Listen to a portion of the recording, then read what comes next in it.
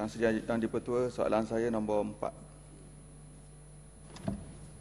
Tuan Ketua, untuk makluman ahli yang berhormat, mengikut peruntukan Peraturan 12/2, Peraturan Pilihan Raya Pendaftaran Pemilih 2002, seseorang warga negara Malaysia yang ingin mendaftar sebagai pemilih perlu membuat permohonan dengan mengisi borang A.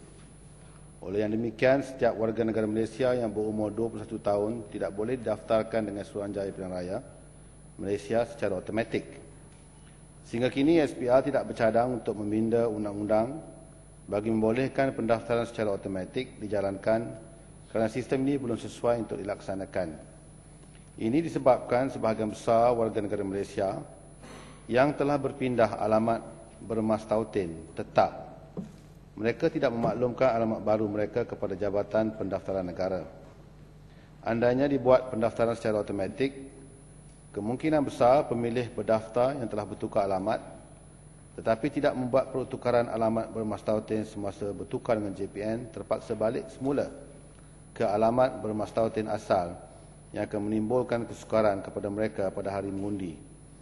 Dalam hal ini, kemungkinan besar pemilih yang terlibat itu tidak akan balik ke tempat bermas tautin asal untuk mengundi sehingga ia boleh menurunkan peratusan keluar mengundi dan boleh memberi kesan negatif di kacamata masyarakat antarabangsa. Kolenerus.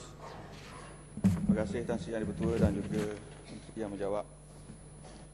Tan Sri Yang di-Pertua, demonstrasi jalanan yang didalangi oleh tubuhan yang dinamakan Bersih dan juga didokongi oleh parti-parti pembangkang pada hari Sabtu yang lepas membuat tuntutan supaya SPR ini lebih telus, lebih adil dan juga lebih bersih. Saya tidak berapa faham Tan Sri Yang di-Pertua dalam ketidaktelusan, ketidakadilan yang dikatakan oleh parti pembangkang dan juga bersih ini. Parti pembangkang masih memenangi beberapa kursi, terutamanya di negeri Kelantan dan juga di kawasan-kawasan yang diwakili oleh sahabat-sahabat kita dari parti pembangkang. Jadi saya nak tanya, adakah kemenangan parti-parti pembangkang di kawasan-kawasan yang diwakili oleh mereka ini adalah kerana kegagalan SPR menipu ataupun kerana parti pembangkang ini memang sebuah parti pembohong? Terima kasih.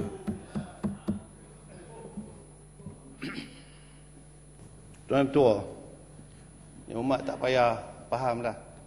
Memang kepala tak betul sana tu. Ya. Dalam istilah orang muda sekarang ni, wayar putih, kepala wayar putih. Ya.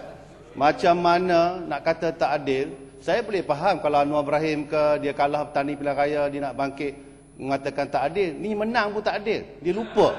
Sebab tu saya kata kepala tak betul. Ya, tak payah duk faham dia. Tapi yang berhormat, sebenarnya dia dah tahu dalam pilihan raya akan datang dia akan kalah. Kalah teruk saya nak bagi tahu. Sebab tu sekarang smoke screen. Dia cuba nak wujudkan satu suasana, dia ambil tindakan menunjukkan iaitu bahawa SPR tak adil. Bila dia kalah nanti, dia kata itulah tak adil.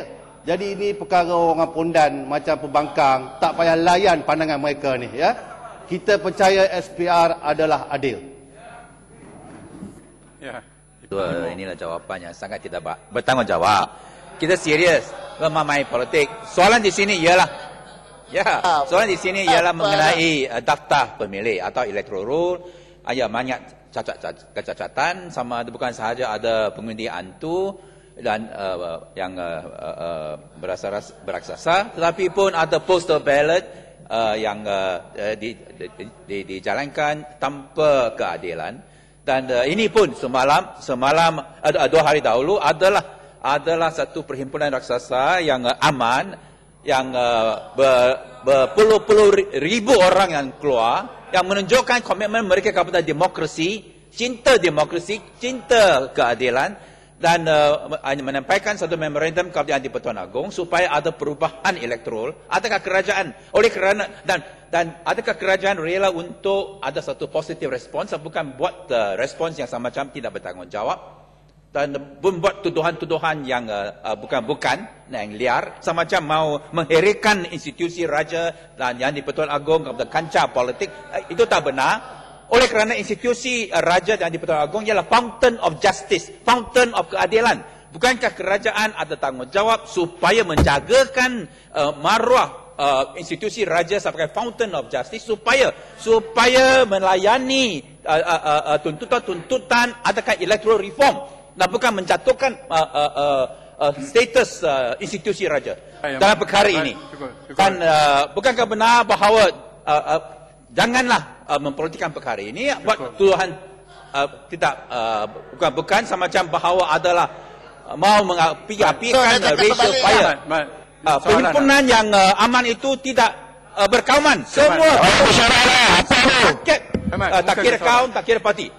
Dan ini melihat sebagai satu national issue dan bukan satu political issue untuk dimain-mainkan oleh pihak Parti Barisan Nasional. Apa yang bukan siapa menang tak menang. Level playing field. Ya, kenapa mereka begitu riau? Mereka boleh bersimpati dengan demonstrasi sami-sami di Myanmar, tetapi kenapa di sini untuk keadilan mereka takut? Baik, cukup. Adakah mereka oleh kerana hipokrit? Cukup. Entang dia. Itu perhimpunan haram. Itu orang wayar putih cakap tu kata. Yang tak bertanggungjawab dia. Mana ada permit untuk adakan perhimpunan raksasa. Perhimpunan haram. Khairi Jamaluddin pergi itu demonstrasi Dia yang tak bertanggungjawab. Kontrisa Kita sokong Sami di Myanmar, sebab Sami di Myanmar ditekan kerana Myanmar tidak ada demokrasi. Sini ada rakyat demokrasi. Bodoh demokrasi. Buta, pokok, tak faham. Tuan Ketua, saya nak beritahu sini. Ini tak bebas macam mana boleh menang, Bukit Mentajam, cakap bodoh lah. Ya. Demokrasi, saya nak beritahu, dalam negara kita, demokrasi ialah melalui pilihan raya. Berproses dia. Dia sudah kalah, duduklah. Duduk. Ini tak bertanggungjawab. Permit tak ada pergi demonstrasi. Buat apa? Demonstrasi jalanan. Tak boleh buat apa. Sebab tu saya nak bagi tahu, yang mengheret raja bukan kita, dia heret raja. Jangan cuba heret raja dalam soal ini. Raja pun sokong kita, rakyat sokong kita. Sebab tu dia takut nak hadapi pilihan raya akan datang. Kalau tak berani jadi pondan, jangan. Betul. Saya jemput Batu Kawan. Terima kasih Tan Sri Yang di-Ketua. Soalan saya nombor 5.